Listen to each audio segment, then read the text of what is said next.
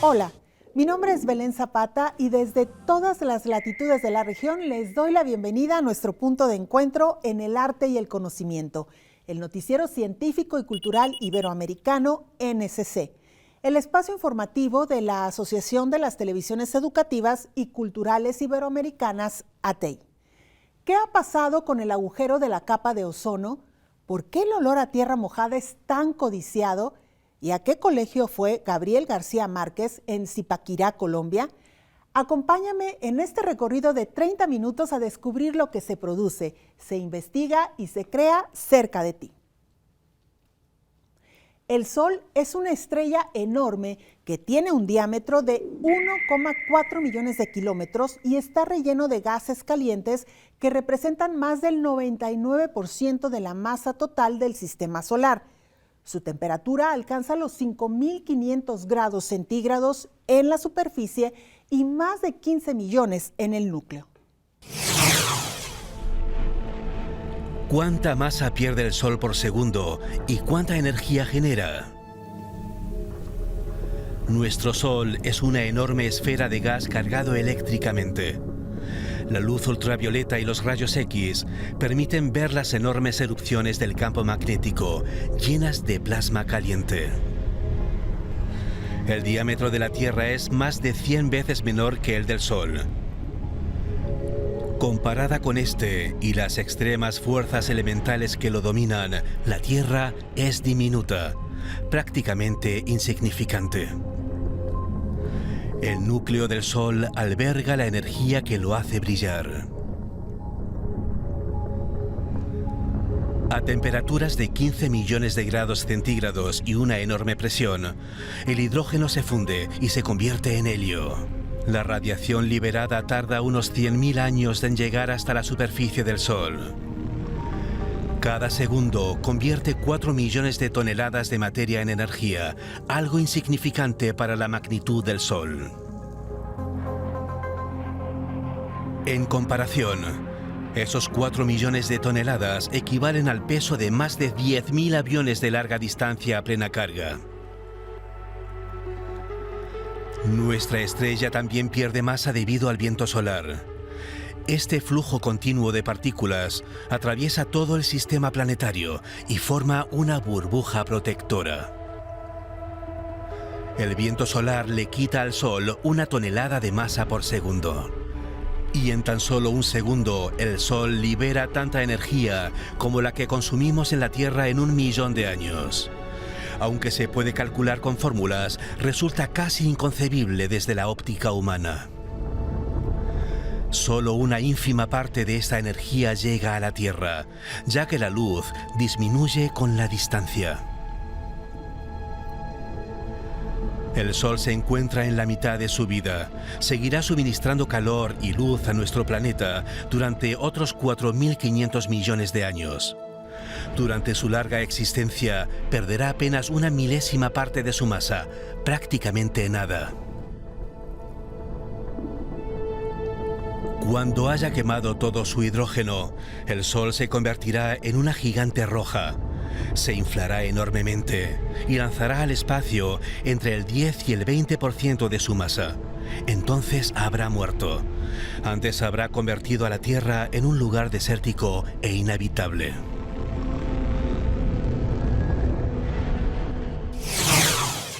La capa de ozono está en la estratosfera de 15 a 50 kilómetros de altura sobre la superficie de la Tierra y tiene como función servir de escudo protector para absorber los rayos ultravioletas del Sol. Esto es lo que ha pasado con el agujero que se está formando en ella.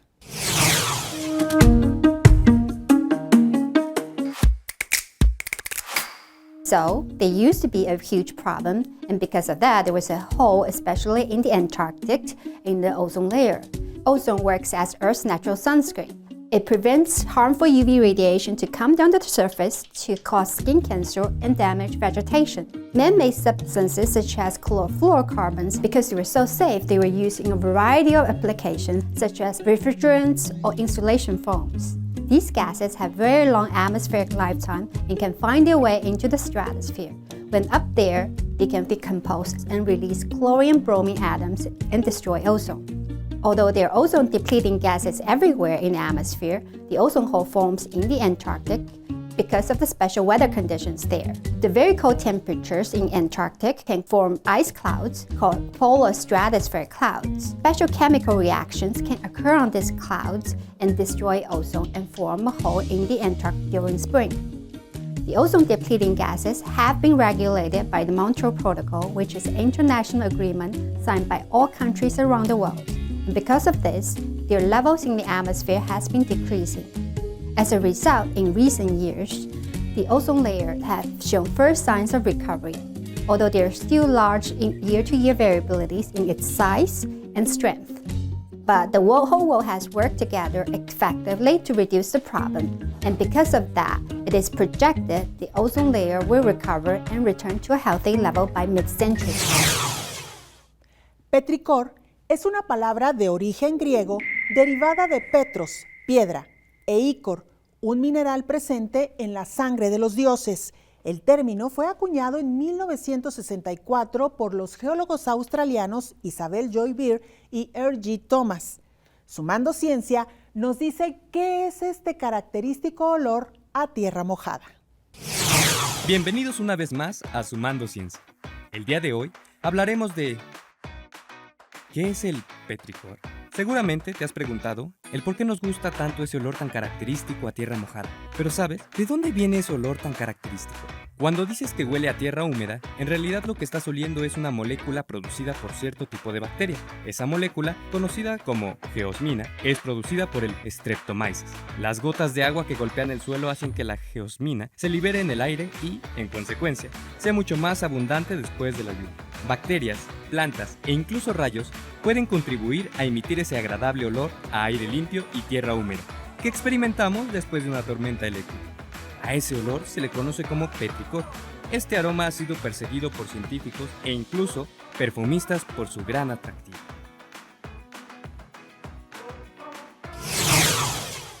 La orina humana es una solución acuosa compuesta por más de 95% de agua y nutrientes como el nitrógeno en 90%, potasio en 73% y fósforo en 65%. Este elemento es rescatado por investigadores chilenos para utilizarlo en fertilizantes. En este laboratorio chileno, la orina es un bien muy preciado. El líquido es esencial para rescatar un mineral escaso y clave para crear fertilizantes. Se trata del fósforo. La producción mundial de fósforo se concentra en unos pocos países, entre ellos Marruecos, China, Estados Unidos y Rusia. Pero las reservas mundiales disminuyen y la guerra en Ucrania disparó el valor de los fertilizantes y sus componentes. En ese contexto, estos científicos trabajan en una alternativa sencilla para extraer el fósforo de la orina. Porque al final lo que pasa es que el fertilizante se utiliza para el cultivo. El cultivo nosotros lo comemos y parte muy pequeña de ese fósforo es absorbido y el resto termina en la orina humana.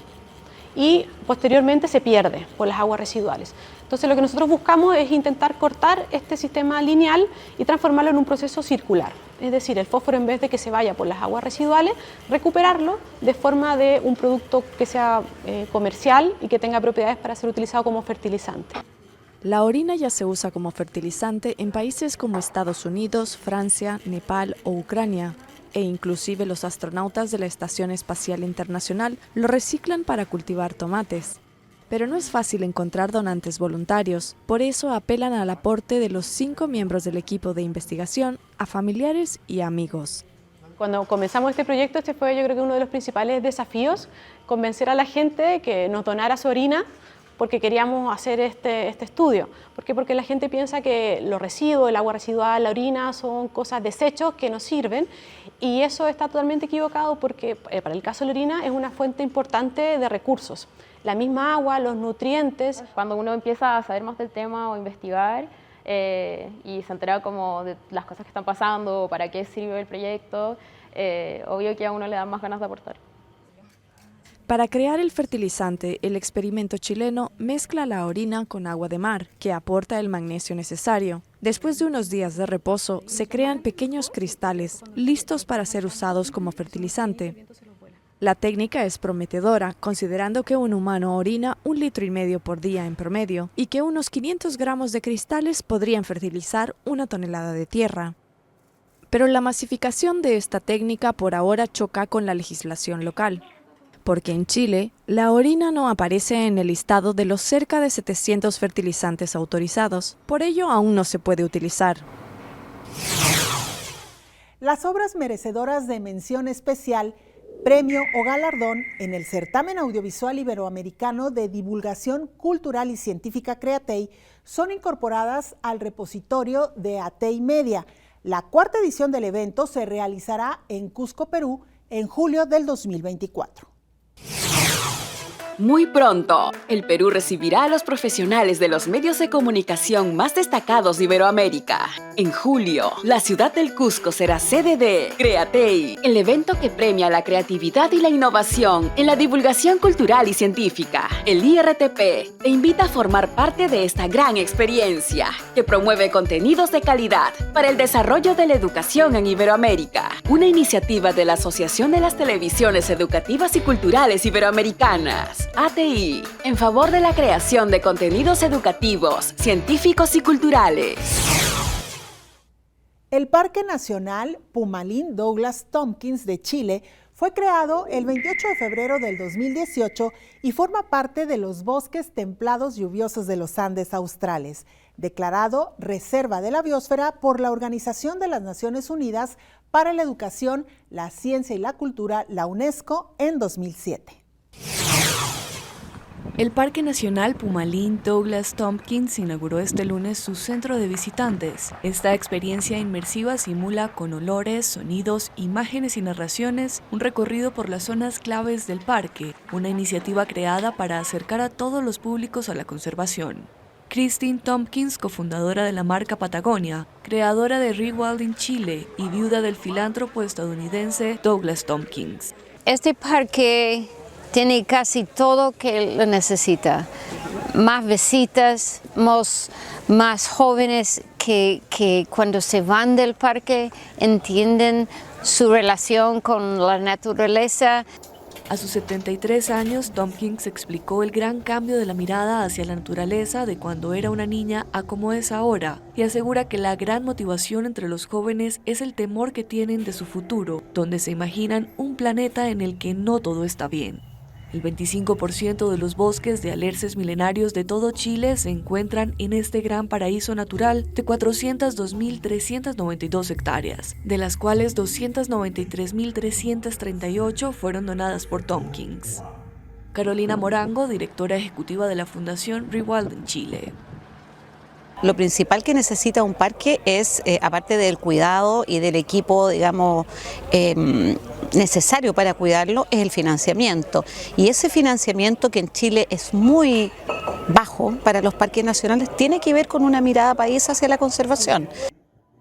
El nombre oficial del parque Pumalín, al que ahora se le añade Douglas Tompkins, se modificó tras la trágica muerte de la persona clave en todo este recorrido, Douglas Tompkins, creador de este lugar, quien falleció en 2015 en un accidente de kayak. Ruanda ha progresado en educación, salud y cuestiones de género. Sin embargo, aún hay grandes desafíos porque la mitad de la población todavía vive en la pobreza y necesita ayuda para crear trabajo en zonas rurales y urbanas.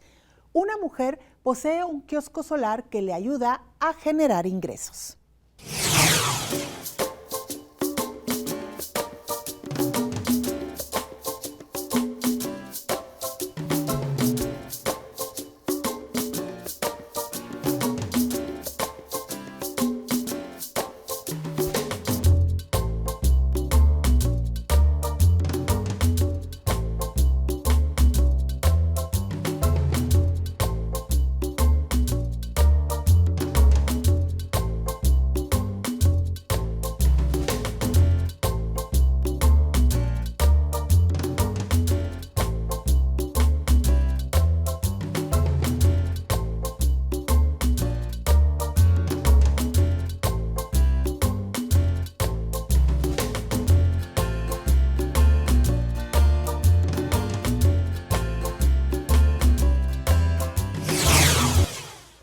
La ciudad de Zipaquirá, Colombia, albergó desde hace más de 12.000 años culturas ancestrales que en la explotación de la sal encontraron su fortaleza cultural, económica y social.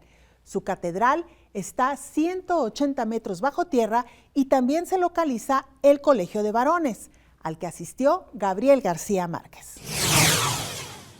El espíritu narrador de Gabriel García Márquez no afloró solo por lo vivido en el Caribe colombiano, sino también por sus años de colegio en medio de las montañas de los Andes. El Liceo Departamental de Varones en Zipaquirá, a 1000 kilómetros del Mar Caribe, es un destino obligado para el escritor Óscar Pantoja, que sigue aquí los rastros de la vida de estudiante del Premio Nobel. Para mí, el liceo, este colegio, este lugar, y él lo dice, él lo dice, yo aquí aprendí a escribir. ¿Qué es aprender a escribir? Es aprender a pensar. Yo creo que aquí García Márquez entendió y pensó las historias posiblemente para ser escritas. García Márquez llegó al liceo en 1946. Mucho ha cambiado desde entonces, incluyendo el clima y los usos de estos salones. Para García Márquez, llegar a este colegio era un premio por su desempeño académico, pero para sus profesores un castigo a sus ideas políticas. En su entonces el Liceo Nacional de Varones era un colegio donde llegaban todos los profesores castigados del país por su pensamiento progresista y de izquierda. Es decir, que Gabriel García Márquez se formó académicamente en su bachillerato al lado de un poco de maestros que tenían unas ideas que a veces podían parecer políticamente incorrectas y que efectivamente eso tuvo incidencia en la estructura de su pensamiento político. El apasionamiento por la literatura incluyó entonces el desarrollo de un periódico universitario que fue censurado por las autoridades locales de entonces. En ese momento hay un rumor de que en el Liceo Nacional de Varones de Zipaquirá, que es donde está hospedado, internado Gabriel García Márquez, dicen que tienen material subversivo. Imagínense, material subversivo. Entonces, ¿qué implica esto? Que llega el alcalde con la policía y les queman en el patio principal el trabajo de los muchachos, la Gaceta del Grupo de los 13. Muchos años después, ya no frente a aquel pelotón de fusilamiento intelectual, el Nobel García Márquez habría de retomar los pasos periodísticos que dio primero en el Liceo de Zipaquirá y más adelante en periódicos como El Espectador o El Heraldo. Al frente de la revista Cambio 16 en la década de los 90, Nelson Freddy Padilla tuvo la oportunidad de aprender de él. Lo teníamos a la mano casi todos los días. Era como el abuelo que lo sienta a uno en las piernas y le cuenta una historia, exactamente así. Él se quedaba con nosotros hasta las 3, 4 de la mañana y uno aprendía todo el tiempo de él. Desde este proyecto editorial crítico con el poder, García Márquez impulsó géneros periodísticos como el reportaje y la crónica. En el caso del periodismo, él siempre defendió que tuviéramos el respaldo de qué entrevistas hiciste, qué documentos tienes, qué grabaciones hay. Y yo creo que lo que defendería hoy en primer lugar es buscar la credibilidad en medio de un caos de noticias, la mayoría que pueden ser sensacionalistas o fake news, como llamamos hoy en día. Siguiendo su rastro, Óscar Pantoja y Cristian Sánchez encuentran la primera máquina de escribir que utilizó García Márquez. Sus primeras letras impresas eran poemas de un niño de provincia. Es una alegría intensa, es una alegría infinita, pero también ese como entender que podemos producir obras que las lee el mundo, que no solo tenemos que estar sentados esperando a recibir las obras y leerlas. Desde esta máquina de escribir, las palabras del estudiante Gabriel comenzaron a volverse universales. La magia de su mundo que en Colombia parece ser lo real, lo cotidiano. El vidrio soplado es una técnica considerada como prehistórica. Los primeros datos sobre su fabricación se remontan al siglo I antes de nuestra era en la zona de Siria y después se propagó su uso al Mediterráneo y el Imperio Romano. En Cuba no es muy común este arte, por lo que un artesano trata de difundirlo. El patio de una vivienda familiar en La Habana sirve como taller desde hace más de una década al artista cubano Eduardo Viciana, uno de los pocos artesanos en la isla caribeña que domina el milenario arte del vidrio soplado. Ubicado en el municipio 10 de octubre, uno de los más poblados de la capital del país, Viciana busca difundir en Cuba el conocimiento y uso de la antigua técnica. En el caso nuestro particular, usamos vidrio reciclado, vidrio de desecho, de vidrio plano, de puertas y ventanas. Es lo que más usamos nosotros. Le agregamos algunos compuestos químicos como carbonato de sodio, selenito, cosas así para darle un toque artístico a la hora de trabajar. La producción del vidrio es compleja desde el punto de vista del tiempo y la cantidad energética que necesita. Ya. Tenemos que tener una temperatura elevada, muchísimas horas. Cuando hablo de muchísimas horas, hablo de 365 días en el año, 1100 grados pegado en un horno. O sea que ya eso es un reto. La fabricación de cada pieza comienza en un horno artesanal de ladrillos refractarios de alta alúmina con capacidad de almacenamiento de 600 libras de vidrio y el cual alcanza hasta 1250 grados Celsius de temperatura. El vidrio soplado es un arte que requiere precisión, paciencia y un profundo conocimiento del material, de ahí que la UNESCO declaró esta técnica como Patrimonio Cultural Inmaterial de la Humanidad en 2023. Viciana, de 53 años, tiene una extensa formación en diferentes manifestaciones artísticas como pintura, cerámica, vitrales, restauración y joyería, y ha participado en importantes obras en la isla, como la reproducción de 200 piezas para las lámparas del Gran Teatro de La Habana durante la restauración del inmueble utilizando la técnica del vidrio soplado. Según Viciana, el milenario oficio del moldeado a mano del vidrio no está muy arraigado en la sociedad cubana, pues no existen muchos maestros que dominen la técnica. De ahí que su sueño sea incluir su estudio en la enseñanza artística del país. Con información de la oficina en La Habana, Cuba, Noticias Xinhua. Gracias por habernos acompañado en este viaje informativo del Noticiero Científico y Cultural Iberoamericano, NSC. Este espacio de encuentro no sería posible sin la colaboración y plataformas de los socios de ATEI y las agencias informativas AFP, EFE, Xinhua y la Deutsche Welle. Si quieren saber más, podemos estar comunicados a través de la web en Noticias NSC y las redes sociales. Nos encuentras como @NSC Iberoamérica en X, Facebook, Instagram y Dailymotion. Yo soy Belén Zapata y los espero en una próxima emisión.